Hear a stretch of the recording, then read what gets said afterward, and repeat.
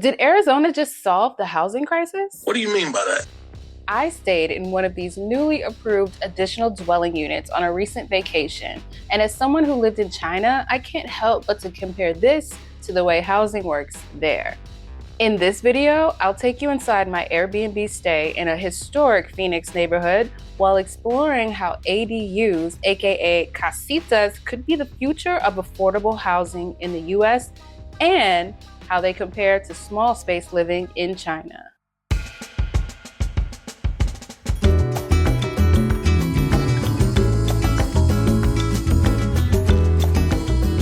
I'm Jessica, and you've reached the destination.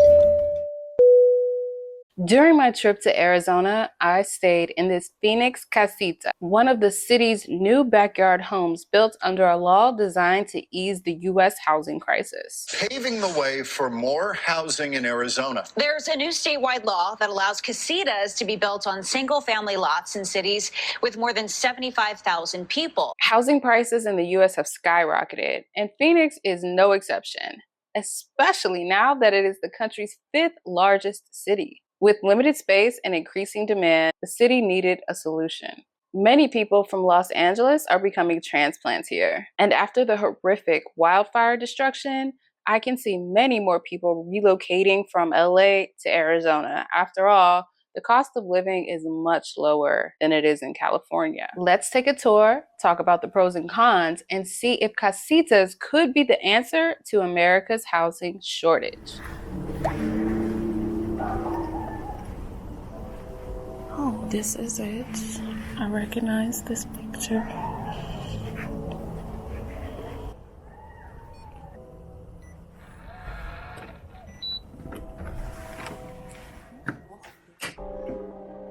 Look how cute. Most importantly, the first thing I saw was this. So really hoping there's coffee. And there is. Parking permits. Gotta go put this in the car. This is so cute. Look at this table. I want it for myself. It's very cute. Oh, the bedding. How lush.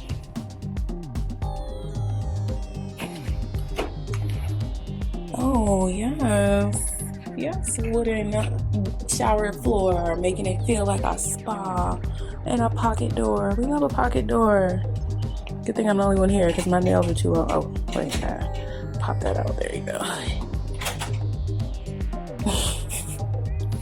Oh, very cute. Very quaint. This is perfect. On my way here, I stopped at the store to pick up a few essentials, and much to my surprise, the previous guest left me some goodies too. I really did need that coffee creamer. Thank you. I like my H2O room temp, not cold, so let's remove those bottles. And oh look, they left me 2 eggs. With the price of eggs these days, that is a blessing. Thank you. Nothing in the freezer. Oh, what do we have here? Grits to go with those eggs. Plenty of glassware, tableware, a Keurig, even though we're just gonna make instant coffee to go with those grits and eggs, a gas stove, a little oven, pots and pans, foil, lighters, all of the flatware necessary. Everything was fully stocked in this Airbnb.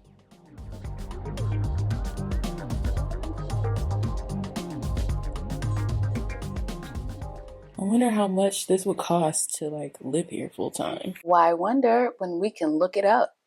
This is the neighborhood I'm in, specifically West Vernon Ave. As you can see, there aren't many places on the block surrounding, so let's go to the next closest. $1,650 for this 1 bed, 1 bath, 750 square foot home. Next, the next closest place is this 3 bed, 3 bath, but we're looking for casitas, so let's keep it moving. Aha, just on the other side of 19th, we can see there are 2 houses with the same address. What does that mean? One is a casita. So this one, unit 2, you can see is in the back. It's a tiny shed-looking structure built in the backyard of another house. It looks so small from this picture, but let's take a look inside. It's listed as no bedrooms, a studio, one bath, and it's only 300 square feet. Oh my gosh. This setup, this rectangular structure is identical to the setup of my Chongqing apartment, except that apartment had a separate kitchen. And here there will be no separation from food smells. We've got a dishwasher, but there's nowhere to cook. Oh no, this will never work for me. From the opposite end, we see the full view of the whole living space. And then inside over here, we have the bathroom. Decent countertop with ample space, good drawers. The mirror angle is a little weird, but that's not a big deal. The biggest issue I see is this. This bathroom has a shower and a toilet in the same room. It's giving traditional Chinese apartment. If you know, you know. But look at this bullshit right here. Hold on, let me turn this light on so you can see properly. Look at this bullshit. How am I gonna take a shower? Well, there we have it. The rental price for a casita in this area of Phoenix is about $1,300. Since the one I'm renting is nicely furnished, I'm guessing the rent would be between $1,500 and $1,800 per month if the owner wanted to rent it out long term. I'm sure they make a lot more money through short-term rentals on Airbnb. This is probably the same size that my apartment was in Chongqing. Actually, my apartment in Chongqing was larger at 495 square feet, and these casitas in Arizona seem to be about 300 square feet. However, in China, I didn't have any direct from unit outdoor space, whereas in Arizona, I would. Of course, there are Western style mansions and large apartment homes in China, but many people live in micro apartments, tiny but functional homes, kind of like this casita. Or perhaps they live in studio apartments like I did in Chongqing. The key difference in China, these apartments are mostly built in high-rise buildings, while casitas in Arizona are built in people's backyards. The converted garage, aka casita, that I stayed in sits in a historic neighborhood called Del Norte Place.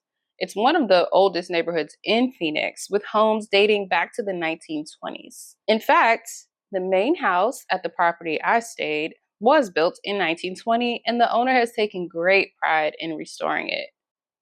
Walking through the neighborhood made me think about the hutongs in Beijing and Shanghai's lane houses, historic homes that have been modernized but still have their old world charm.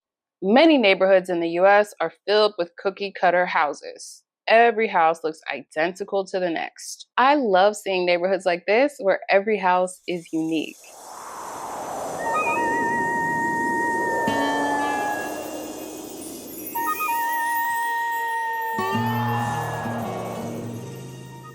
In Arizona, many of the neighborhoods with casitas are in walkable areas, something very common in China, but not so much in the US. The one I stayed in was a very short walk to Encanto Park. If you've watched any of my videos in China, you know I love a green space. I love a park.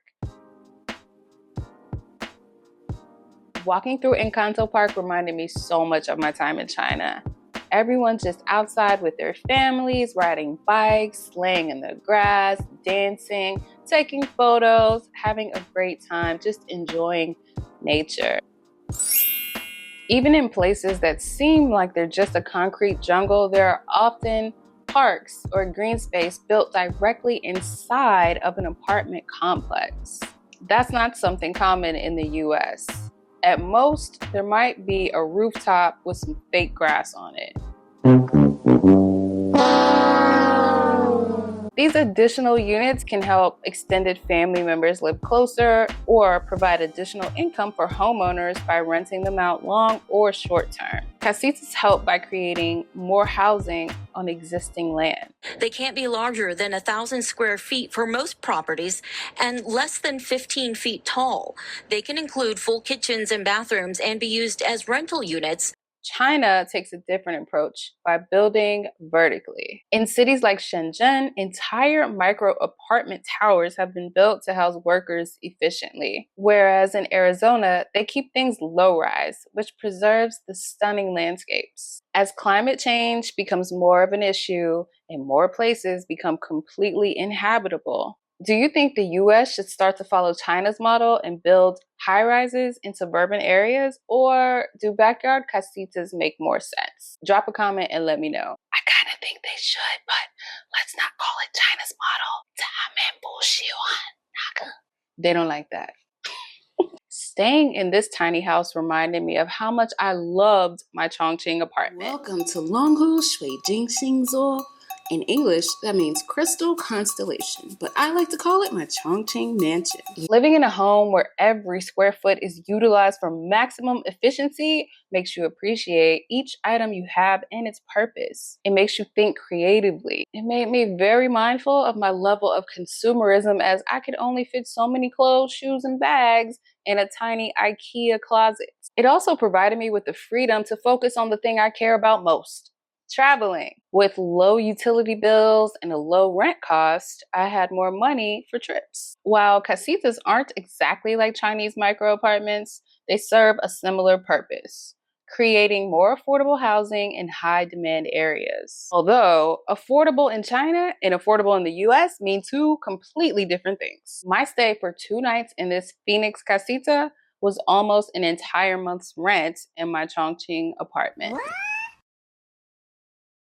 If you stay until the end of this video, I'll show you how I got a $65 refund on my Airbnb stay. Now that you've seen a tour of a casita and we talked about some of the benefits of living in one, do you think you could live in one? Drop a comment and let me know. Now here's how I got my Airbnb cleaning fee refunded. I rented this place on Airbnb directly. Pro tip, if you're in the US and you're using third-party sites, don't. Go ahead and book directly with the hotel, the resort, Airbnb. Why? Because if you have a problem like this, what I'm about to describe, it's much easier to get your money back. If you book through a third party, the hotel, the Airbnb host, they're gonna tell you you have to go through the company you rented from, which takes much longer, and you may or may not get a refund. All right, this is what happened. I'm gonna change the name of the host. I'm gonna call him Tom. Tom was a very nice guy, and I could tell Tom had a lot of pride in the items that he had inside of his home. When I was reading the listing, I immediately picked up on the world traveler vibes, and you know, in the cut with my twin, we be vibing. When I got inside and I noticed a few things with the cleanliness, I took pictures, videos, compiled them, and I sent them. Not on, oh my gosh, this is terrible, I want my money back, I am complaining, I cannot believe. No, that wasn't my approach at all. In fact, I didn't even remember to send him these things until the next morning when he asked me how things were. Here are the things that I saw. I took a look at the bed, and what I saw was a long strand of curly hair, not on the top sheet, but in between. Okay, that's a little weird. Don't know why the person who made the bed didn't see that hair and didn't pick it up, and okay. I didn't touch it. I just slept on the other side of the bed. Number 2, in the bathroom, I noticed inside the shower there was a silver tab, as if someone opened up a small tube of body wash or something. They left it on the shelf in the shower. Again, not a huge deal. It's just letting me know that whoever cleaned here before I arrived was not very thorough and was not paying attention. The third thing, and this was the most egregious, this eyelash that I immediately thought was a spider when I first saw it, and then fell out laughing when I realized it's an eyelash. First of all, this is offensive. This is an offensively large eyelash. Let me not judge women who wear gigantic eyelashes. I'm just not a fan, okay? Clearly, the person who stayed here before me was also a woman, and she took off her eyelash and she left it there. The problem is, why didn't the cleaning people see these things? So that's why I was a bit annoyed, because Tom takes a lot of care in this place, and I could tell he had not been here for a while. In addition to those 3 things, the kitchenware wasn't clean. Again, not a big deal. I'm gonna wash everything before I use it anyway, but I could tell it wasn't clean. Like, it wasn't washed. There was a tea kettle that had water on the outside of it, indicating that maybe somebody rinsed it off before I got here, but I didn't arrive until like 9 p.m. So what time did they clean? Because why would there still be water? This is Arizona. It's warm. The water should have dried by 9 p.m. when I arrived. So it just made it seem like somebody came in there very quickly and just like hosed things down, and they just staged the place. It was staged to look like it does on the pictures on the website, but it wasn't clean. As a person who cares about their living space and would care very much about renting out a place so beautifully decorated, I would care. I would want to know. So that is why I sent the message with the photos like, hey, I'm not really trying to complain, but I can tell you care. So you might want to hire a new cleaning crew. The person who cleaned in here before I arrived is trash. Fire them, hire somebody else. That was the tone of my message. He agreed. He was like, whoa, like that's not okay. I'm going to schedule a deep clean. I'm so sorry. I'm going to refund you your cleaning fee. That was it. I didn't even ask. He offered it to me. It was great to experience customer service like that in a world where people don't often want to give back any money for their wrongdoing. This wasn't even his fault, and he offered it immediately. If you have a problem with cleanliness in your Airbnb, your Verbo, your whatever, make sure you let them know. We're paying a lot of money to stay in these places. They should be perfect. I really hope you enjoyed this video. See you at the next destination.